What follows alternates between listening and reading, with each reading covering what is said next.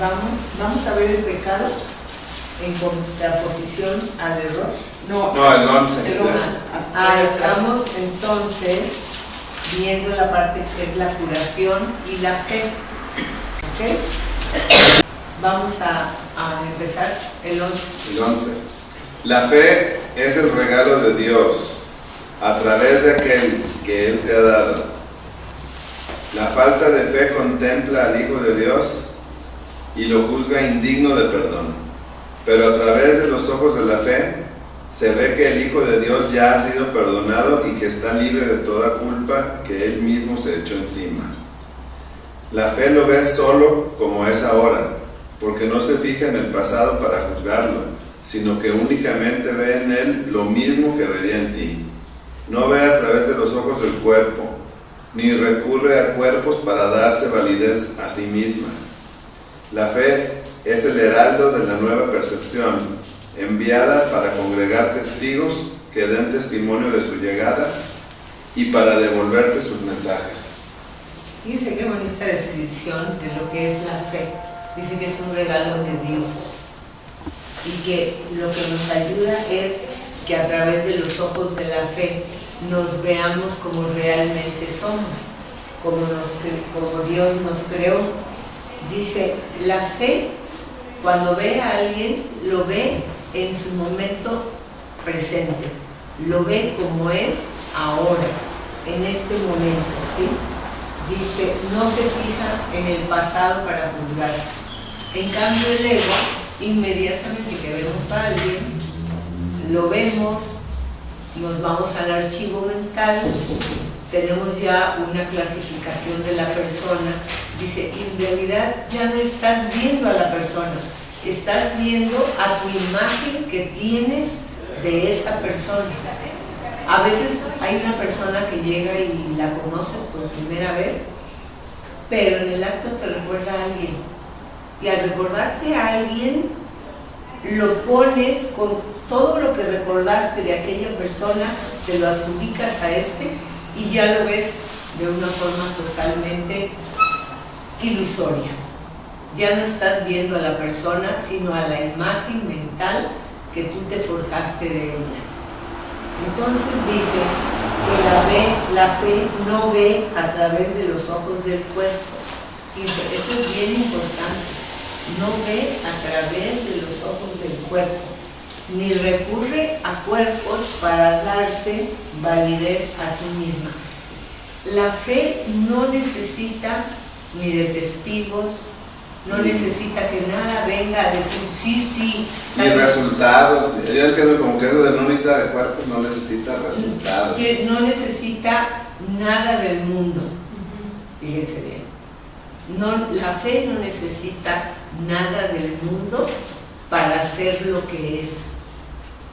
Y luego nos dice, la fe es el mensajero de la nueva percepción, de la manera verdadera de ver, enviada para congregar testigos que den testimonio de ella. Fíjense, la fe nos trae el mensaje de la verdad y viene de la parte de la mente que es guiada por el Espíritu Santo y que nos viene a hablar de lo que es verdad. ¿Ok? Vamos a leer el 12. La fe puede ser intercambiada por el conocimiento tan fácilmente como el mundo real, pues la fe surge de la percepción del Espíritu Santo y es señal de que compartes esta con Él. La fe es un regalo que le ofreces al Hijo de Dios a través del Espíritu Santo y es tan aceptable para el Padre como para el Hijo. Por lo tanto, te lo ofreces a ti mismo. Tu relación santa con su nuevo propósito te ofrece fe para que se la des a tu hermano. Tu falta de fe os ha separado y así no ves tu salvación en él. La fe, no obstante, os une en la santidad que veis, no a través de los ojos del cuerpo, sino a la visión de aquel que os unió y en quien estáis unidos. Entonces fíjense aquí lo que nos dice, que nosotros, el Espíritu Santo nos ofrece fe en nuestra mente que reconectemos con la verdadera fe para que se la demos a nuestro hermano y así vivir una relación santa. Porque el ego lo que hace, como dicen, divide y vencerás. Juzga y el mundo será perpetuo, seguirá existiendo. Pero en cambio, dice, cuando tú ya no veas con los sentidos, con tu manera de pensar, sino que aceptes la fe en tu mente para ver a tu hermano y lo puedas ver con los ojos de la fe, tu mundo se transformará. Dice, la fe los va a unir en la santidad que ven, no a través de los ojos del cuerpo, sino en la visión de aquel que os unió, que es el Espíritu Santo. Con la fe vamos a vernos con certeza, con amor, creyendo los unos en los otros. Dice, pero eso es porque el que os unió, que es el Espíritu Santo, es el que está guiando ese encuentro. Entonces, nos dice también que la relación santa siempre nos ofrece fe, porque esa fe que nos ofrece la relación santa viene a sustituir mi manera de ver, mi manera de interpretar, que eso es lo que estamos hablando, ¿sí? Bueno, entonces, el 13. La gracia no se le otorga al cuerpo, sino a la mente, y la mente que la recibe mira instantáneamente más allá del cuerpo y ve el santo lugar donde fue curada. Ahí es donde se alza el altar en el que la gracia fue otorgada y donde se encuentra. Ofrécele pues gracia y bendiciones a tu hermano, pues te encuentras en el mismo altar donde se os otorgó la gracia a ambos, y dejad que la gracia os cure a la vez, para que podáis curar inmediatamente la fe. Mediante la fe. Sí. Entonces, bueno, vean esto. La gracia, como todo, no tiene que ver con el cuerpo, sino con la mente. Es un estado mental que nos es compartido, nos es otorgado como una gracia por el Espíritu Santo, ¿sí? Entonces, dice, porque en la mente es donde se encuentra el altar en el cual la gracia fue otorgada y donde la gracia se encuentra. Acuerden entonces que el altar donde se manifiesta lo divino, donde tiene lugar la sanación, es en la mente. Siempre en la mente, no es en el corazón físico, no es en ningún órgano, no es en el cerebro, sino en la mente. A ver, ¿qué definición pueden dar de la mente? La mente, yo creo que es el camino que encuentra el Espíritu como para conectarnos con este plano y que nos da cierta fuerza. Fíjate, la mente es donde existimos, es donde se manifiesta nuestro ser. Eso es lo que la mente es, donde se manifiesta nuestro ser. ¿Ok? Es el verdadero protagonista de la experiencia de vida que estamos teniendo. En la mente está el altar donde se recuerda la verdad, que somos amor de Dios, sin excepción. Pero sí, como decía, como la conexión también, ¿sí? Es como la conexión entre nuestro ser verdadero, que es el espíritu, y el corporal que estamos viviendo, ¿no? Fíjate, en realidad la mente no es que una a lo divino con lo humano, sino le recuerda al Hijo de Dios que ha olvidado la verdad que no es un cuerpo. Se manifiesta en el cuerpo por ahora se manifiesta en el cuerpo, pero en realidad el cuerpo no existe. Eso es algo que nos tenemos que acordar constantemente, ¿sí? Es que también es una figura que también viene siendo como un poco la confusión o bueno, como revoltura que se hace un poco de lo que es el amor y el amor ¿cómo le dices? Especial. Humano, especial. Entonces nosotros tenemos la idea de que la mente es lo que nos ayuda a entender las matemáticas y entender la ciencia, o sea, y aquí le estamos dando otro significado. Entonces, esta mente de esta, Ajá. pues no tiene nada que ver con la otra mente que teníamos. Yo tenía idea, pues que era la mente con la que tienes muy buena mentalidad o algo así. Sí, pero exactamente, porque estamos hablando de algo que va más allá de lo aparentemente real que es el mundo. La mente existe en el plano real, que es el espiritual, y es donde se manifiesta la experiencia de nuestro ser. Solo vivimos a través de nuestra mente. ¿No sería un poco como antes, como pensamos que es el alma?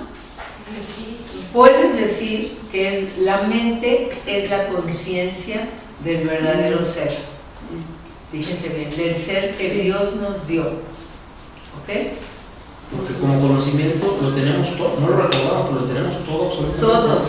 Y todos somos un ser espiritual. La mente es la conciencia del verdadero ser. Y fíjense, la mente es Dios que todo lo abarca.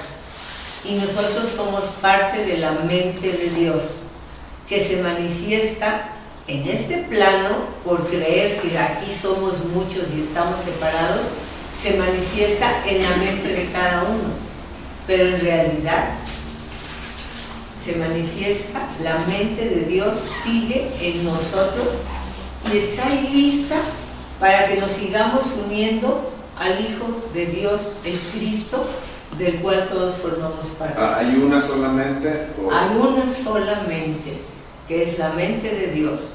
Y la mente de Dios da lugar al Hijo, que es una sola mente, porque Dios crea todo en unidad. ¿Sí? Todo es una unidad, no es tu mente y la mía, es nuestra mente, la mente del Hijo de Dios, que todos, absolutamente todos compartimos. ¿Sí? Oye, por eso a veces a mí se me hace como difícil hasta entender o explicarle a alguien que nos pone la mente, porque nosotros pensamos que es la mente racional, cuando hablamos aquí de mente, pues, y es otro tipo, completamente otra cosa. Completamente. La Entonces, mente, pues no estamos unidos en las mentes racionales, nos unen. exactamente, exactamente. Entonces lo que tenemos que darnos cuenta es que nuestros conceptos desde el ego no tienen nada que ver con nuestros conceptos que Jesús nos está son conceptos compartiendo. locos, como dice aquí, como locos, pues los conceptos del ego un día dicen una cosa, otra. Y es un caos y es un total estar cambiando de opinión, ¿sí? Entonces, a ver, Quique, dime. Y también cuando yo me casé con alguien, ¿cómo fue lo del amor de Jesús para ver para ver cómo se hacía eso, ¿Cómo se unen?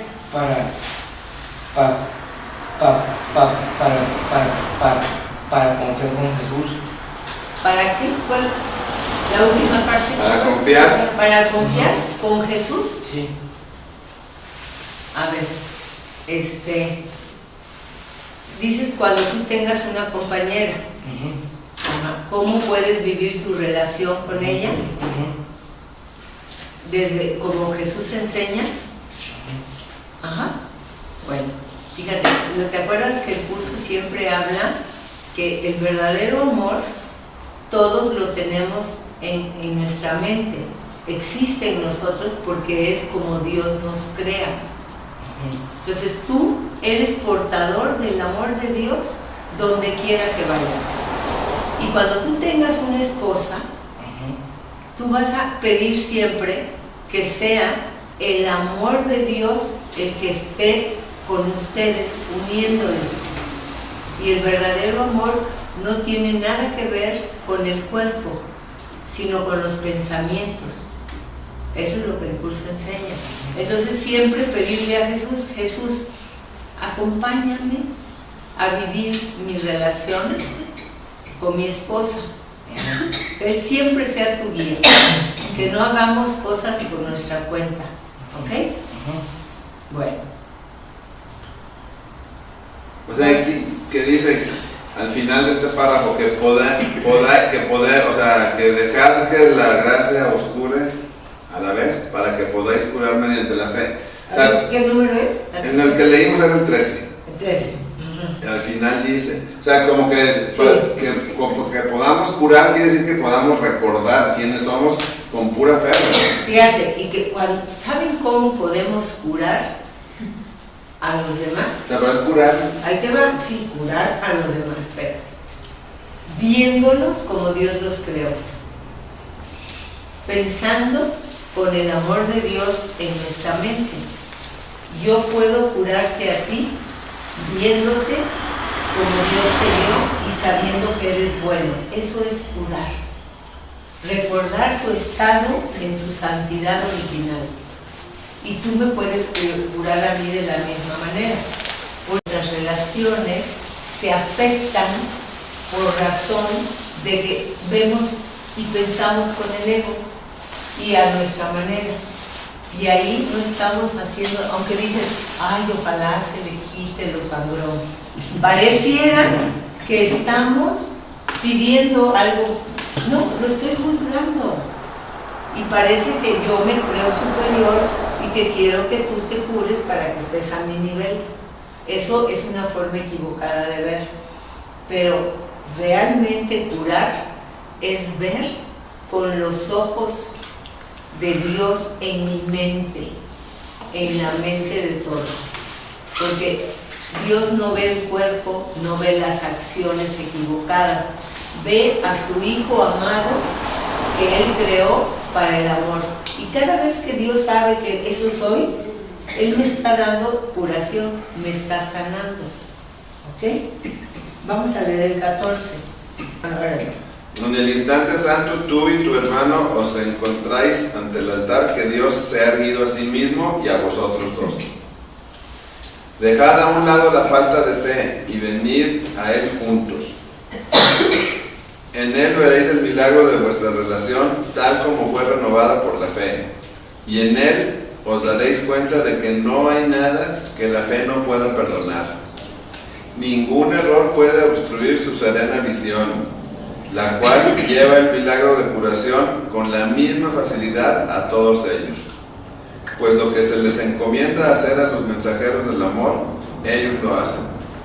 Y regresan con las buenas nuevas de haberlo consumado en ti, en tu hermano, y en tu hermano, que os encontráis unidos ante el altar desde donde ellos fueron enviados.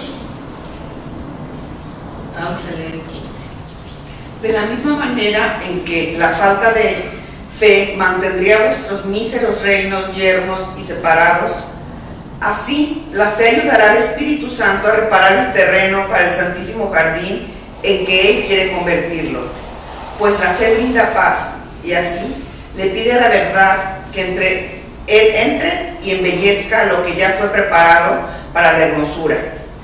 La verdad sigue muy de cerca a la fe y a la paz, y completa el proceso de embellecimiento que ellas comienzan, pues la fe sigue siendo una de las metas del aprendizaje, que deja de ser necesaria una vez que la lección se ha aprendido. La verdad, en cambio, jamás se ausentará. El 16. Dedícate, por lo tanto, a lo eterno y aprende a no ser un obstáculo para ello ni a convertirlo en un esclavo del tiempo. Pues lo que crees hacerle a lo eterno te lo haces a ti mismo. Aquel a quien Dios creó como su hijo no es esclavo de nada, pues es señor de todo, junto con su creador. Pues puedes esclavizar a un cuerpo, pero las ideas son libres y no pueden ser aprisionadas o limitadas en modo alguno, excepto por la mente que las concibió. Pues esta permanece a su fuente, que se convierte en su carcelero o en su libertador, según el objetivo que acepte para sí mismo. Bueno, entonces fíjense bien, nos sigue hablando que en el instante santo es donde tú y yo nos hemos encontrado ante el altar de Dios. El instante santo es el momento en que, en vez de juzgarnos, nos unimos y nos vemos como Dios nos ve.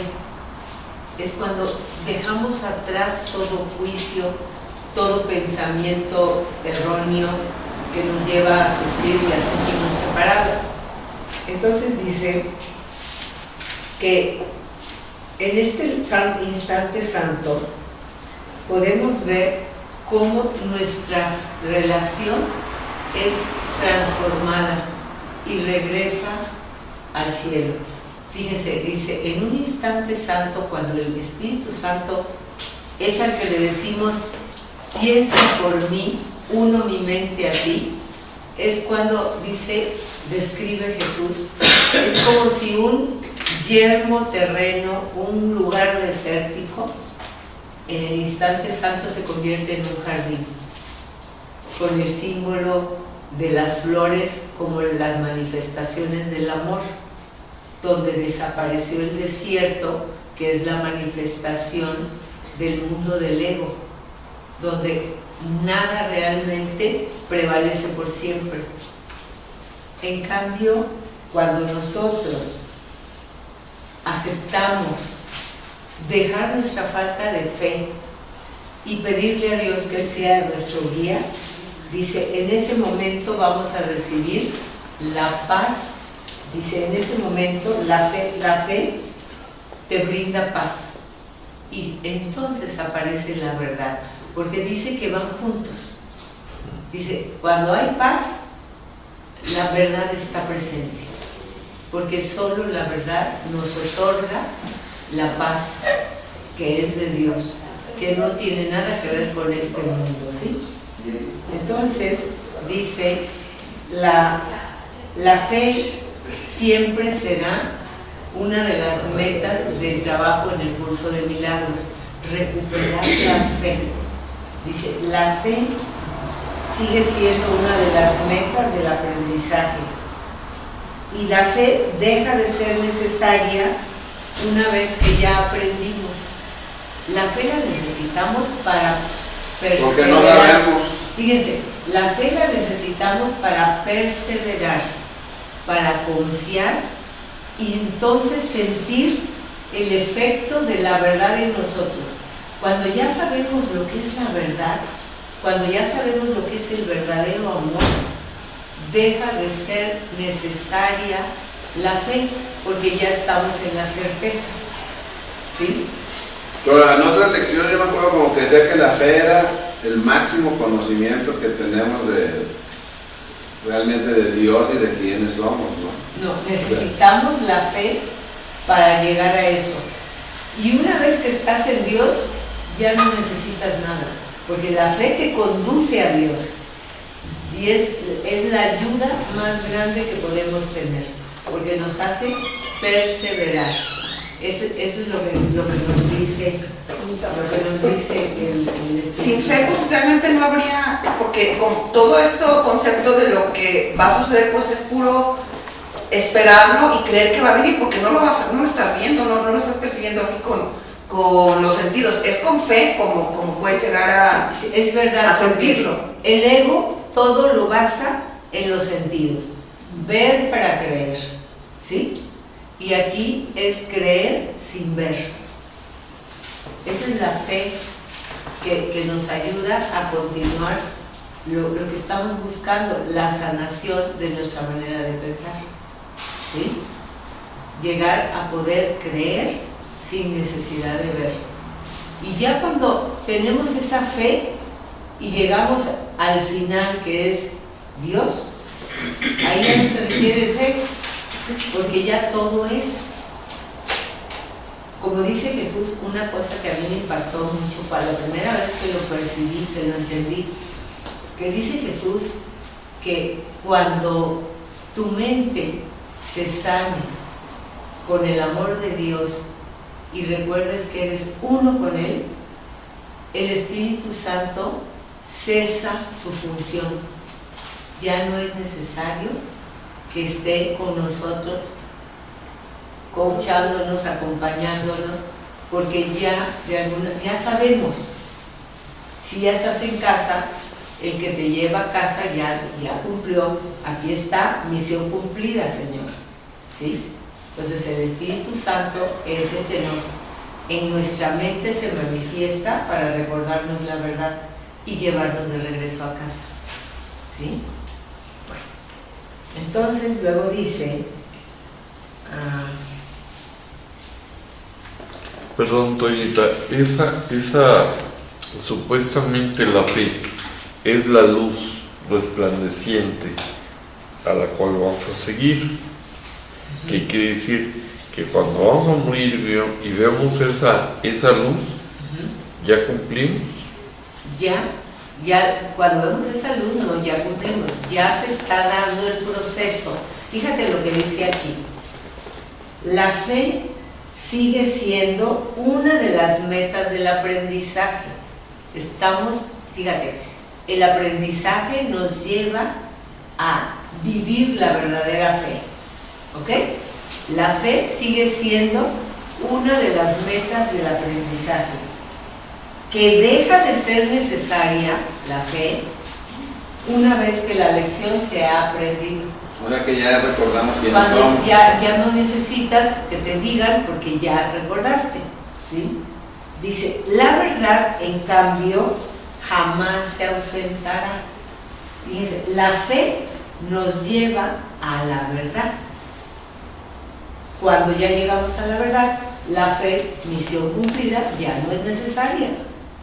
Porque cuando ya estamos conscientes y conectados con la verdad, ya no estamos perdidos. Entonces, ese es el proceso que tenemos que entender y recordar para poderlo vivir, ¿sí? La fe hay que pedirla.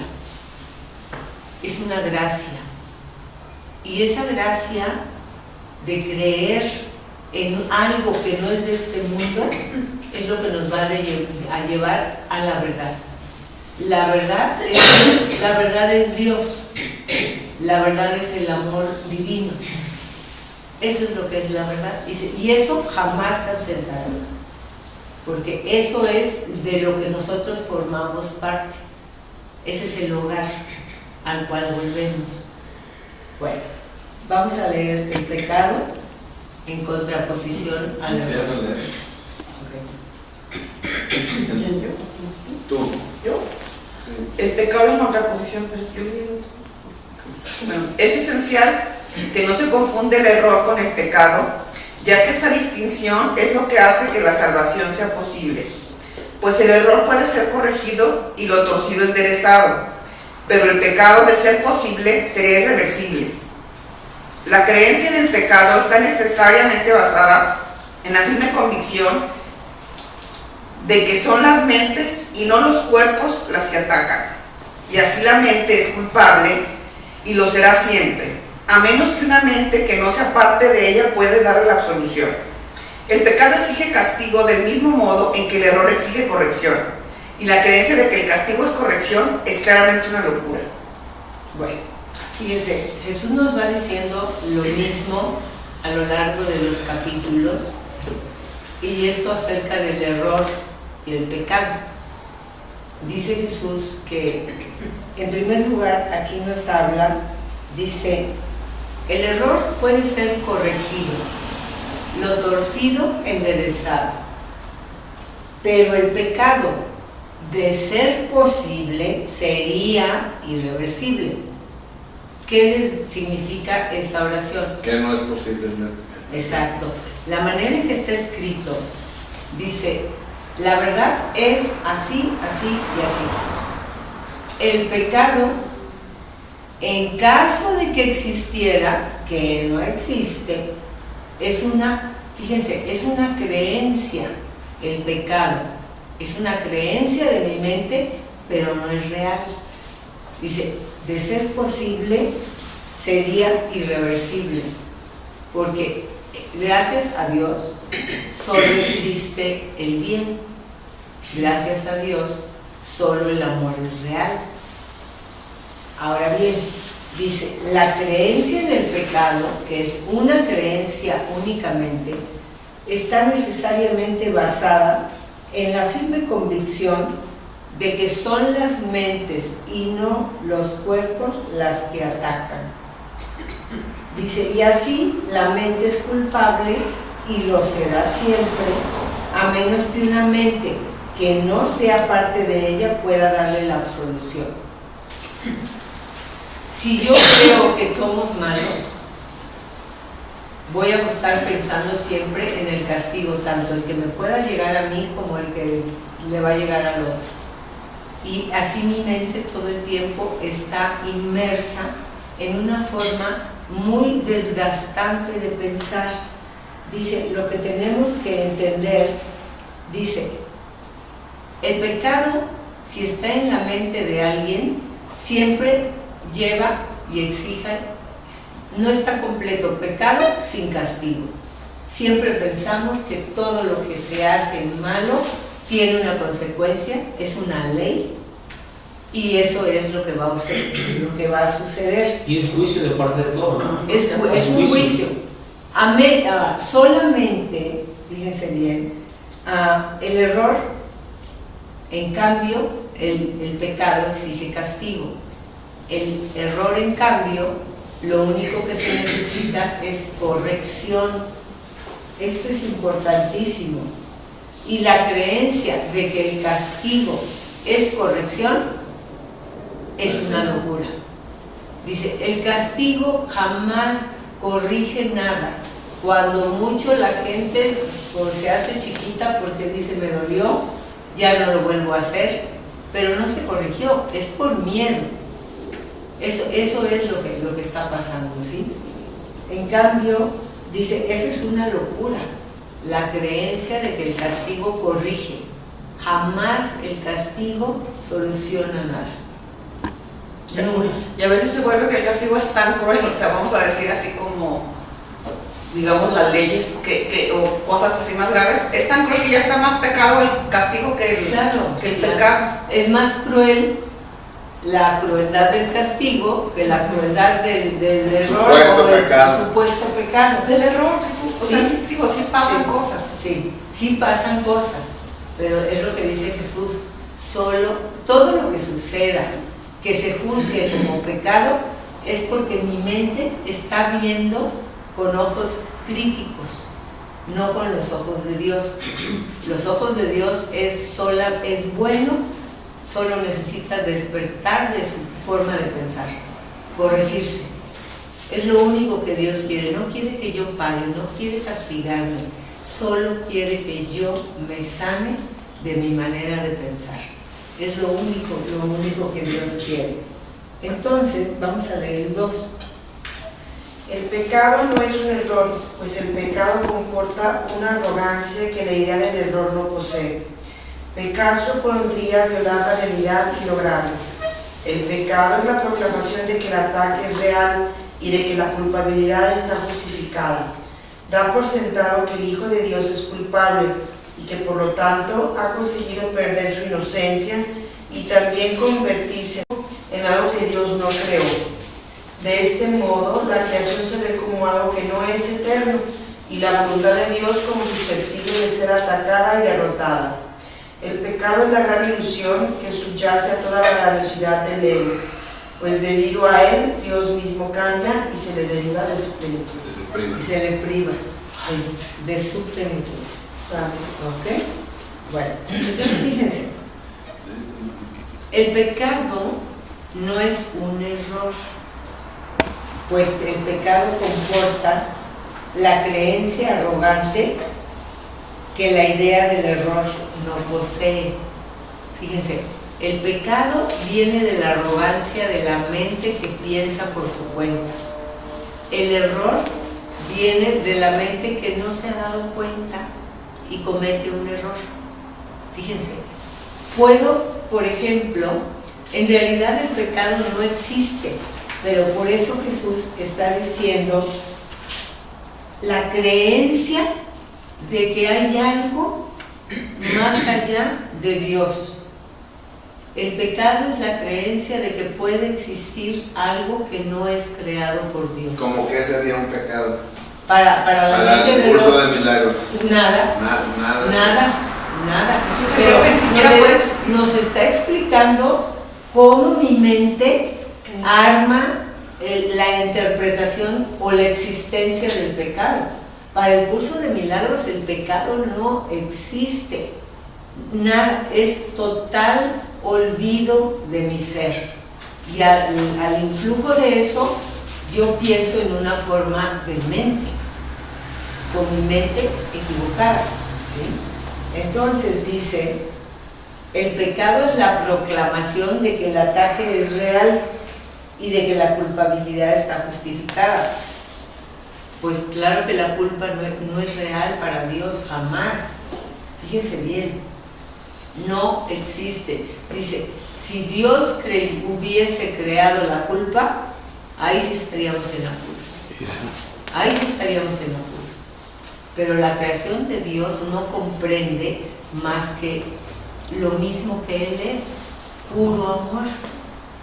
Por lo tanto, lo demás es solo un invento de mi mente que eligió pensar por su cuenta, olvidando que es el amor de Dios.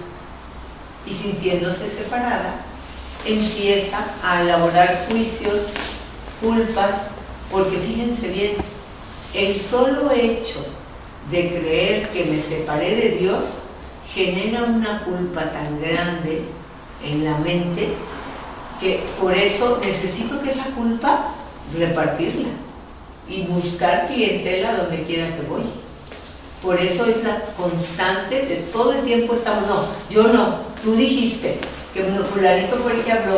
O sea, todo el tiempo estamos tratando de bajarle a la creencia que tenemos de que somos culpables. ¿De qué? De pensar separado de Dios. Eso es una de las cosas que nos atormentan constantemente. Y creemos que Dios no nos vaya a castigar. ¿Por qué? Porque a Dios lo hemos humanizado. En vez de que nosotros regresemos a nuestra conciencia de ser divino que Dios creó en cada uno, nosotros hemos hecho una imagen humana de Dios, donde puede castigar, donde nos trae el remojo, donde nos puede criticar y nos puede castigar porque ya le llegamos al tope. Esa es la imagen errada que nosotros tenemos de Dios, ¿sí? Y también tenemos como una imagen errada de lo que es el pecado, porque digamos que durante el sueño, Ajá. acá hay un concepto de pecado, ¿no? Los mandamientos, todo eso. Ajá. Pero, o sea, si lo vemos como curso de milagros, pues eso realmente no existe. Pero por ejemplo, sí se me hace como que uno puede caer en la confusión de, pues al cabo no importa, es lo que te digo. Nada es pecado. Nada es pecado. Sí. Sí, entonces es como manejarlo como que es en otro nivel de leyes o como. Fíjate, es que las leyes son del hombre, Sí. Dios nada más el amor. Pero aquí para sobrevivir, pues sí tenemos que tener ciertos valores. Es que si estás guiado por Dios, No lo necesitarías. ya tienes el valor del amor como tu guía, ¿sí? Y si amas, vas a actuar guiado por esa energía amorosa divina. Entonces, las leyes se necesitan en el mundo mientras recordamos la verdad. Por eso, pero las mismas leyes que nos están aparentemente protegiendo de seguir cometiendo errores, al creer en ellas, al creer en el pecado, en el robo, en la lujuria, en la no sé qué, y todas esas leyes, trato de obedecerlas, lo que estoy haciendo es darle realidad a eso de lo que me quiero corregir. Por eso siempre Jesús dice, tú solo haz una cosa, reconoce lo más honestamente posible una forma equivocada de pensar y entrégaselo al Espíritu Santo. Elige vivirlo de otra manera, ya no por tu cuenta. Porque no se trata de decir, no, al cabo que ya dice Jesús que todo lo del mundo es ficticio, entonces todas las reglas por ahí se van. Ya voy a hacer lo que yo quiera, al cabo que nada es pecado. Fíjate, no, porque no tienes paz. Porque el hacer lo que tú quieres no te lleva a la paz. Lo único que nos va a llevar a la paz es cumplir la voluntad de Dios. Renunciar a la forma equivocada de pensar. Renunciar a la forma equivocada de pensar, deja todo y sígueme, eso es lo que me va a llevar. Eso sí. O también, otra cosa que puede funcionar es que hay leyes X, Y, Z de los mandamientos o las... Ajá. También aplicarles la ley, o sea, el amor, ¿verdad? ¿Sabes qué? Quiero ver estas leyes o sea, como con amor, pues, tratarlas de respetar dentro del sueño. Fíjate, ni siquiera, O sea, si tú dices, es que si tú dices, Espíritu Santo, hoy reconozco que Dios es mi creador y quiero que mi mente cada día lo vaya recordando, con eso no necesitas, Con eso basta. no tienes que hacer que, mira, ayúdame a seguir las leyes del mundo. Que las leyes ayudan a que se nos sintamos culpables siempre. Las leyes, y aparte le seguimos reforzando la creencia de que esto es real. Si estamos, miren, dice Jesús otra cosa, si tú estás soñando por tu cuenta, que quiere decir viviendo a tu modo, Él le llama un sueño infeliz o pesadilla. Pero si ya no quieres más eso y le pides a Dios que Él te acompañe, porque ya sabes que es un sueño, pero que quieres soñar con el Espíritu Santo como tu guía, para llegar a la meta de la verdad que es la divina, lo que va a pasar es que tu mente va a dejar de pensar por su cuenta y en el mismo sueño, o sea, en la vida, vamos a sentir la presencia del Espíritu Santo y vamos a seguir su guía. Y ahí ya sabemos que no estamos solos. Ya sé que estoy soñando, ya sé que esto no es real, pero ya sé que estoy con Dios, que Él me acompaña y quiere mi despertar. Ahí es muy diferente la manera en que vamos a estar. Cuando ya sabes que Dios está contigo, que camina a tu lado, eso es la garantía de que voy a seguir el camino correcto. Y puedo tener tentaciones, mas sin embargo, si estoy con el Espíritu Santo como mi guía en este plano humano, cada vez que me llegue una tentación, me uno a ti para vivir esta situación. Y entonces ya tienes quien te acompaña para vivirlo en el camino divino. O sea, cada vez que hay una tentación, Espíritu Santo, mira, yo tengo la tentación de tal cosa, te la entrego, acompáñame. Quiero ver esto como tú lo ves. ¿Sí? Bueno, vamos a continuar. El Hijo de Dios puede estar equivocado, engañarse a sí mismo e incluso usar el poder de su mente contra sí mismo, pero no puede pecar. No puede hacer nada que en modo alguno altere su realidad o que haga que realmente sea culpable. Eso es lo que el pecado quisiera hacer, pues ese es su propósito. Mas a pesar de toda la salvaje demencia inherente a la idea del pecado, este sigue siendo imposible, pues el costo del pecado es la muerte. ¿Y podría acaso perecer algo que es inmortal? Fíjense bien, el Hijo de Dios, o sea, nosotros podemos estar equivocados, engañarnos a nosotros mismos e incluso usar el poder de la mente contra sí mismo. Eso es lo que solemos hacer. ¿Sí? Eso es lo que solemos hacer. Dice, pero fíjate, puedo estar equivocada, me puedo engañar a mí mismo y puedo usar el poder de mi mente en contra de mí, pero no puedo pecar. No, está la palabra puede así remarcada. Me puedo equivocar, me puedo engañar y me puedo lastimar con mis pensamientos equivocados, pero no puede pecar. Dice, no puede hacer nada que altere en modo alguno su realidad o que haga que realmente sea culpable. Todo lo que yo hago en este plano es ilusorio. Esto es importantísimo, no es real. Porque yo puedo equivocarme, atacarme, engañarme en el sueño, pero no puedo pecar, porque el pecado no es posible, porque nunca dejo de ser hijo de Dios. Fíjense bien, me puedo perder, pero nunca definitivamente. Y aparte todo está dentro del sueño, ¿no? Exactamente. Todo está dentro del sueño, no puede llegar a más porque es un sueño. Claro, eso no puede. Lo único que existe es lo que Dios creó fuera del sueño. Pero dentro del sueño no hay posibilidad que nosotros hagamos algo que no es con la creación de Dios. Lo que sucede aquí no tiene trascendencia. Lo que sucede aquí sigue siendo, si acaso me hace que regrese y siga repitiendo errores hasta que recuerde, es un sueño, no, esto no es real, no, esto no es lo que yo soy. Cuando mi mente despierte, desaparece todo lo que yo creé y todo lo que yo he pensado.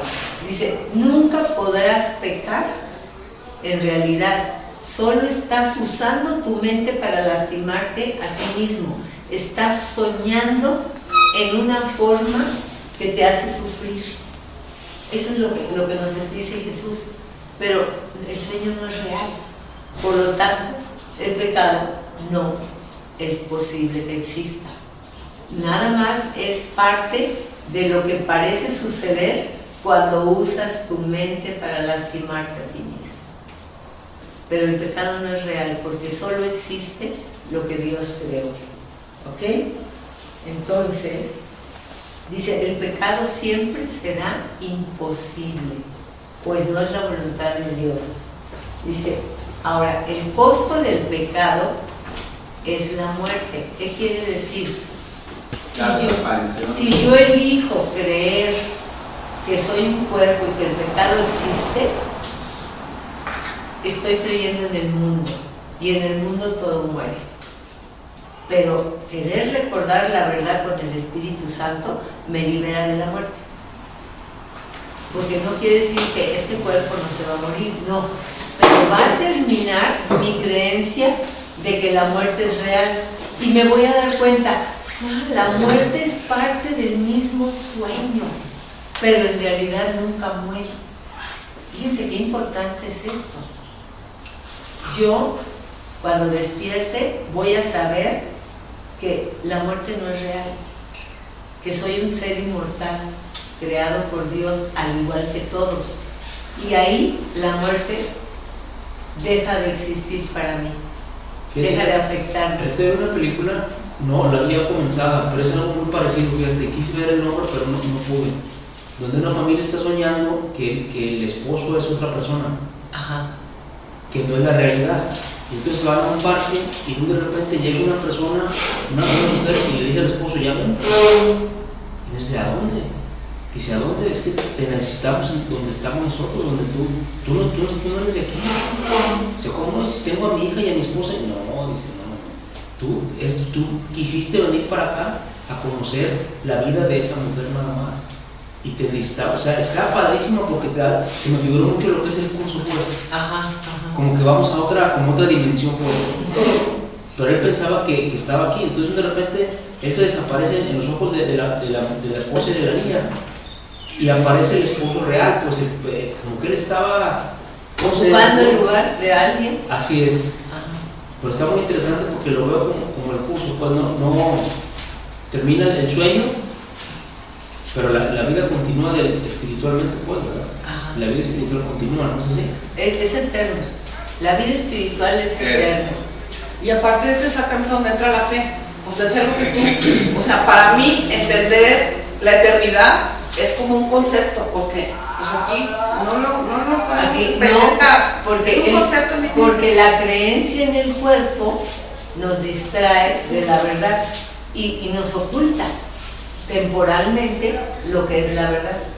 Por eso, esto que Jesús nos dice ahora nos está ayudando para que dejemos los pensamientos equivocados, ilusorios y temporales que tenemos y que nos hace perder de vista la verdad.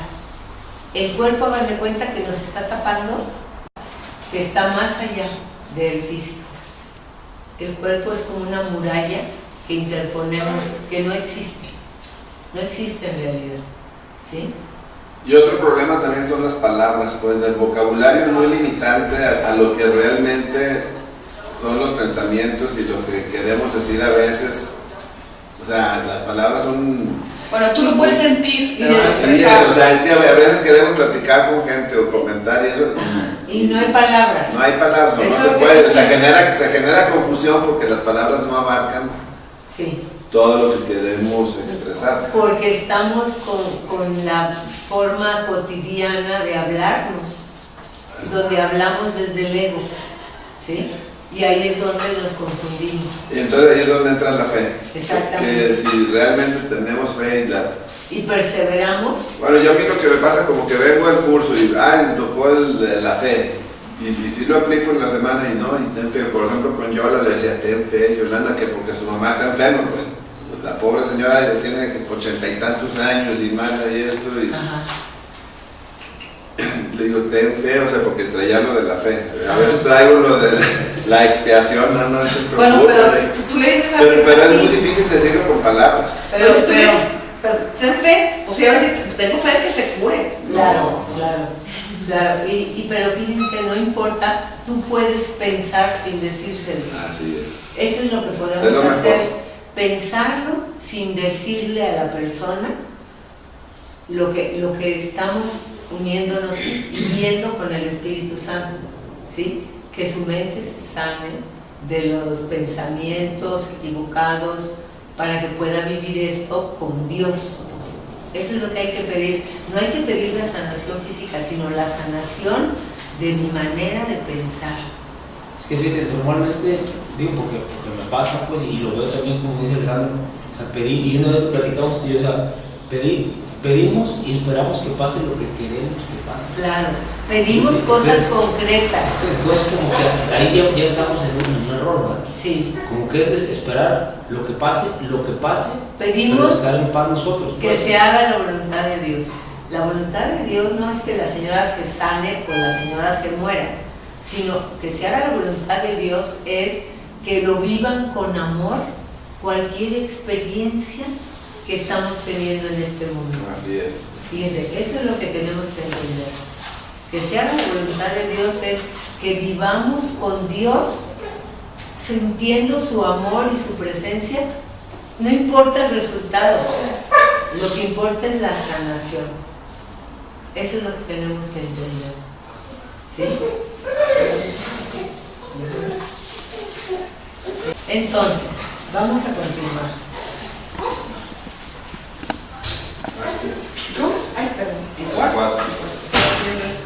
Uno de los principales dogmas de la descabellada religión del ego es que el pecado no es un error, sino la verdad, y que la inocencia es la que pretende engañarnos.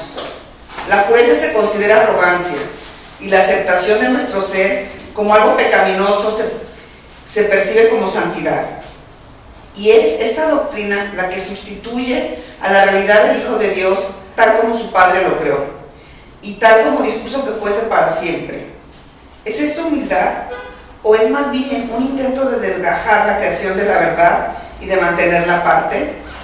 Bueno, fíjense, estos conceptos hay que leerlos con mucho detenimiento, porque hay párrafos donde dicen las cosas, son cortitos, pero con algo tan amplio, tan abarcador. Fíjense, nos dice, aquí está exponiendo la falsedad de lo que es la creencia del ego, del sistema de creencia del ego, pero por otro lado nos dice Jesús, Él tiene un gran poder, dice, nunca menosprecies a tu ego, no lo menosprecies, porque el ego tiene un gran poder, el poder del Hijo de Dios, que eligió pensar por su cuenta. Es un poder muy grande, aunque esté equivocado.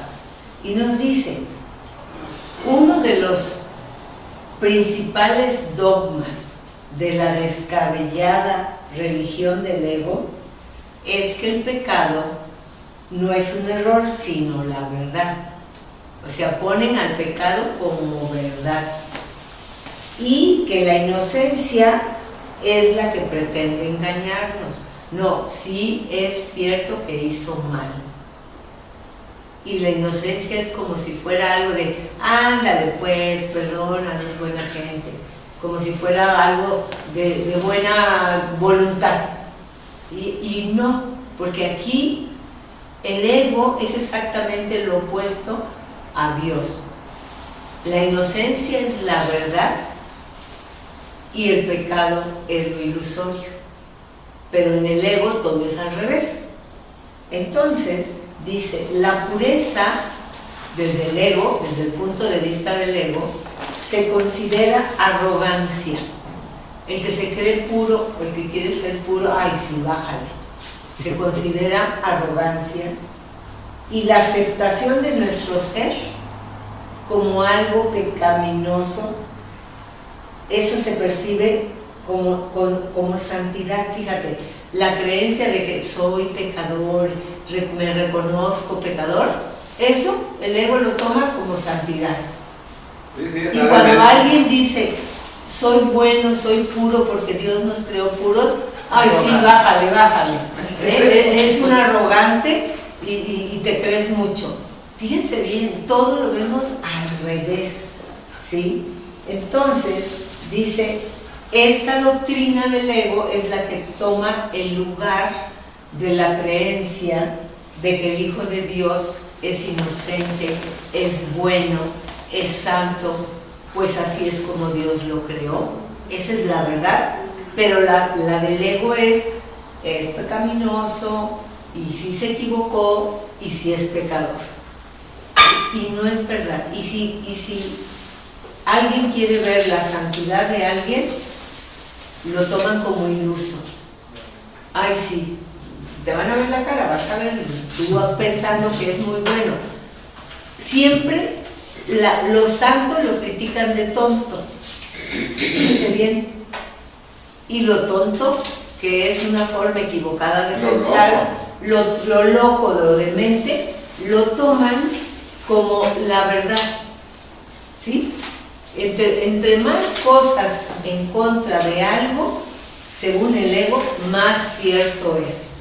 Aunque todo sea prefabricado por nosotros mismos. Todo, por eso es demente. Realmente estamos usando nuestra mente en una forma totalmente equivocada. ¿Sí? Y esto es de locura.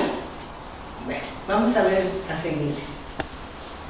El 5, ¿verdad? Sí. El ego siempre considerará injustificable cualquier intento de reinterpretar el pecado como un error.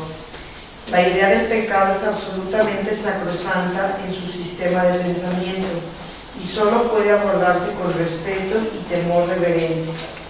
Es el concepto más sagrado del sistema del ego, bello y poderoso, completamente cierto y protegido a toda costa por cada una de las defensas que el ego tiene a su disposición, pues en el pecado radica su mejor defensa, a la que todas las demás sirven. El pecado es su armadura, su protección y el propósito fundamental de la relación especial, tal como el ego la interpreta. Vamos a ver el 6. Puede ciertamente afirmarse que el ego edificó su mundo sobre el pecado. Únicamente en un mundo así podría todo ser a la inversa. Esta es la extraña ilusión que hace que las nubes de la culpabilidad parezcan densas e impenetrables.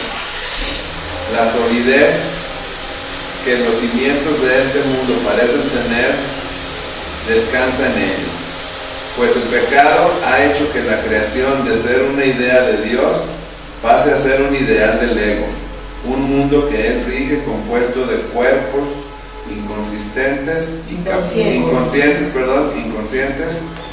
compuesto de cuerpos inconscientes y capaces de caer presas de la corrupción y decadencia más absolutas. Si esto es un error, la verdad puede deshacerlo fácilmente, pues todo error puede ser corregido solo con que se le permita a la verdad juzgarlo. Pero si al error se le otorga el rango de verdad, ¿ante qué se podría llevar? La santidad del pecado se mantiene intacta debido únicamente a este extraño mecanismo. En cuanto que verdad, el pecado es inviolable y todo se lleva ante él para ser juzgado. Mas si es un error, es él el que tiene que ser llevado ante la verdad. Es imposible tener fe en el pecado, pues el pecado es falta de fe. Mas es posible tener fe en el hecho de que cualquier error puede ser corregido. Bien, sería importante, en una sola frase nos define: cualquier error puede ser corregido. Esa es la enseñanza de Jesús. En cambio, el ego sostiene que el pecado existe y que merece castigo, y que nadie se escapa del castigo que se merece. Entonces, fíjense, habla Jesús que dice: el pecado ha hecho que todo lo creado, de ser una idea de Dios, porque eso somos, Jesús dice que somos una idea en la mente de Dios, que la mente de Dios es puro amor. Dice, esto, en vez de ser una idea en la mente de Dios todos nosotros, pasemos a ser un ideal del ego. Un mundo que él rige, el ego rige. Ahí, aquí las leyes, todas son del ego. Todas las que tenemos en los códigos de honor, en cosa militar, en cosa religiosa, todo esto es en el campo del ego, que necesita todas estas leyes. Dice, es un ideal del ego, un mundo compuesto de cuerpos inconscientes y capaces de caer presa de la corrupción y de la decadencia más absoluta. Con el ego podemos vivir esa experiencia pesadilla de darnos cuenta de que los cuerpos se corrompen, las mentes se corrompen, las vidas se corrompen, y que vamos cayendo, y nuestra inconsciencia va en aumento. Se espera que cada cosa que vivamos con el Espíritu Santo nos ayude a sanar una idea equivocada y seguir adelante en nuestro camino de regreso a casa. Pero con el ego, cada experiencia lo vivimos a nuestro modo, mal pensamos y nos hundimos una rayita más, porque nuestra forma de pensar se sigue contaminando y entrando en decadencia, ¿sí? Por eso no entendemos por qué si yo hago penitencia y si hice tantos rezos, ¿por qué sigo cada día sintiéndome peor? Porque no me doy cuenta que yo le he rezado a Dios sin soltar al ego. Que eso es lo que Jesús nos dice: deja todo, quiere decir, deja todos los pensamientos y las creencias equivocadas que tienes. Eso es lo que dice Jesús cuando dice, deja todo y sígueme. No he soltado al ego y quiero que Dios me arregle los asuntos. Entonces, eso lo tenemos que tener bien claro para que no se siga repitiendo. Y todo es parte de la separación, ¿no? Por ejemplo, también sí. la guerra, por ejemplo, yo lo comentaba un día en una plática. O sea, ¿cómo es posible que puedas matar a alguien que ni conoces, ni lo has visto, ni te claro. No, eso es demencia total. Y llega entonces ahí como ese total olvido, ¿no? Sí, esa es la inconsciencia que nos lleva al total olvido y a la decadencia. O sea, a ir cayendo, aunque sea ilusorio, lo sufrimos. Porque lo que Dios quiere es que dejemos de pensar en esa forma de mente, para que si nos dejamos llevar por el Espíritu Santo, cada pensamiento pensado con el Espíritu Santo es un paso más que nos acerca a casa, ¿sí? Y eso es de lo que, si lo practicamos, lo vamos a sentir. Y así es como vamos a sanarnos. Bueno, vamos a leer los dos últimos para terminar esto. Sí, esto. No hay Sí, sí. un solo baluarte en toda la ciudadela fortificada del ego, más celosamente definido que la idea de que defendido que la idea de que el pecado es real y de que la expresión natural de lo que el Hijo de Dios ha hecho de sí mismo es lo y de lo que el Hijo de Dios ha hecho de sí mismo y de lo que es así. Para el ego eso nunca es un error, pues esa es su realidad, la verdad de la que nunca se podrá escapar. Ese es su pasado, su presente y su futuro, pues de alguna manera se las ha arreglado para corromper a su padre y hacerle cambiar de parecer por completo. Llora pues la muerte de Dios a quien el pecado asesinó. Este sería el deseo del ego, que en su demencia cree haberlo logrado. Okay. El 8. ¿No preferirías que todo esto no fuese más que una equivocación completamente corregible y de la que fuese tan fácil escapar que rectificarla totalmente sería tan sencillo como atravesar la neblina y llegar hasta el sol? Pues eso es todo lo que es. Quizá te sientas tentado de coincidir con el ego en que es mucho mejor ser pecador que estar equivocado, mas piensa detenidamente antes de permitirte a ti mismo tomar esa decisión. No la tomes a la ligera, pues es la elección entre el cielo y el infierno. Fíjense qué importante, dice Jesús, que nosotros le damos más importancia a estar teniendo razón, fíjense, Que ser felices. que ser feliz, pero como dice Jesús aquí, ¿no preferirías que todo ese cuadro fúnebre que el ego nos forma en la mente no fuese más que una equivocación? Que Jesús es lo que nos dice, solo estás soñando, es solo un sueño que tu mente ha elegido tener. Dice, y es tan fácil escapar de esto, y nos da el ejemplo como de ver la neblina y seguir caminando hasta salir a la luz, llegar al sol, porque en todo lo que existe se encuentra la luz de Dios. Dios por siempre está ahí. Entonces dice, quizá te sientas tentado de coincidir con el ego en que es mucho mejor ser pecador que estar equivocado. ¿Sí? Por eso dice, ¿qué prefieres, tener la razón o ser feliz? Porque el pecador es infeliz, pero tuve la razón, dice uno luego. Pero es cierto, y no me bajé de lo que yo decía. Y según yo, demostré mi punto, y mi punto ganó.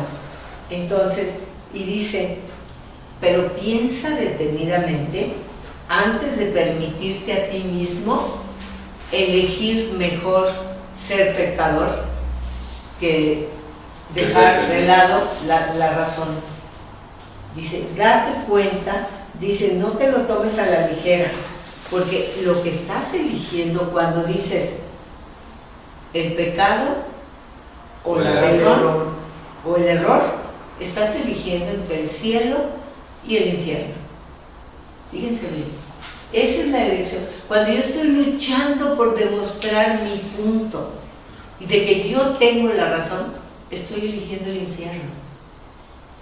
Aunque voten que yo tuve la razón, si estoy con el ego, no hay lugar para la dicha, porque el ego es lo antidichoso. Sí, se basa en el pecado. Se va en sentido contrario. Entonces, eso es lo que tenemos que entender y recordar, ¿sí? Pero entonces ahí como que aplicaría, digo, es que tantas situaciones, o a lo mejor tanta la soberbia, y bueno, y tantas veces que te encuentras en esa situación, o sea, ¿qué? ¿Quedarte callado? no, ¿Qué haces? No, lo que hay que hacer cuando pasa eso y uno se siente...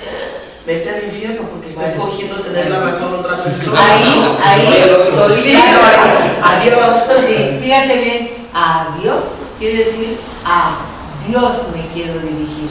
¿Qué puedo hacer en esa situación? Elijo el cielo.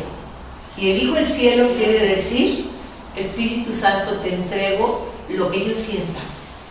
Lo que tú sientas, mi impotencia, mi indignación, mi desesperación, mi creencia de que esto nunca se va a acabar, yo me entrego a ti, te entrego mis pensamientos, sana mi mente. Pero entonces no decimos nada, o sea, no ponemos un punto, no. Serás inspirada, serás guiada, porque estás eligiendo al Espíritu Santo, te estás poniendo bajo su guía, y entonces serás guiada por Él, o a callar, pero en paz, o a hablar, pero en paz. Eso es lo que tenemos que entender. Solos no podemos, porque ese es el cuento de nunca acabar. Pero con el Espíritu Santo, cada situación que vivamos, entregársela a Él. Ese es el camino. Yo sola no puedo, pero sí quiero. Ya no quiero con el ego. Ya quiero desafiliarme de ese partido. Quiero con Dios. Y Él que me guíe, que me dé ruta, que me inspire.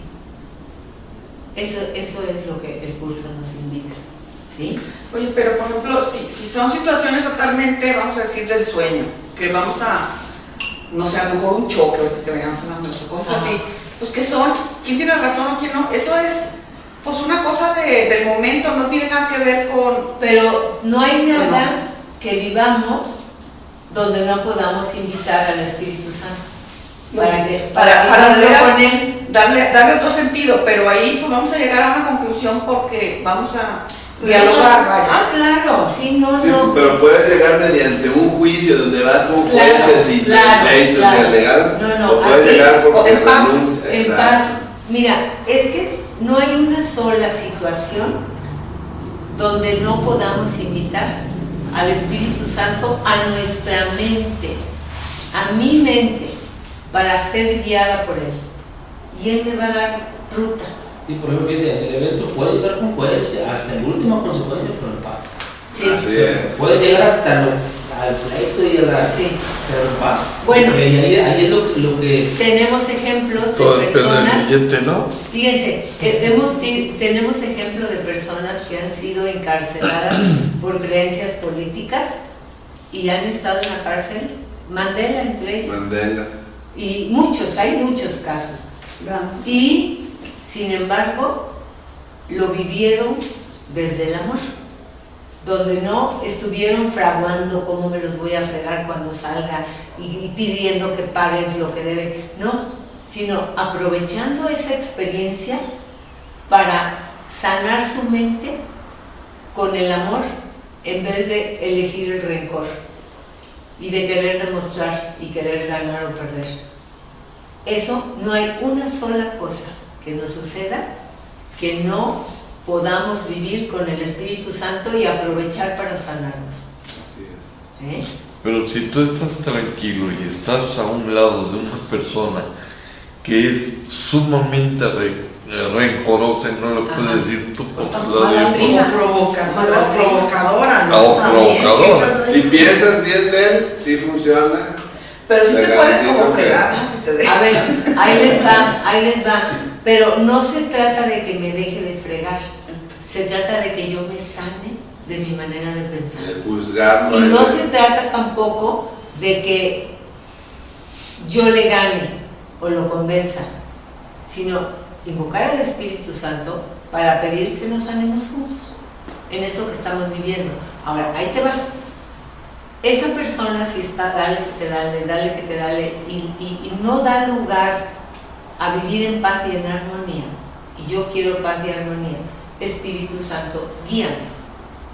Espíritu Santo, te entrego, fíjate, en vez de decir, sácame de aquí, no, sácame los pensamientos donde yo me siento víctima de esta persona, donde yo ya me siento impotente.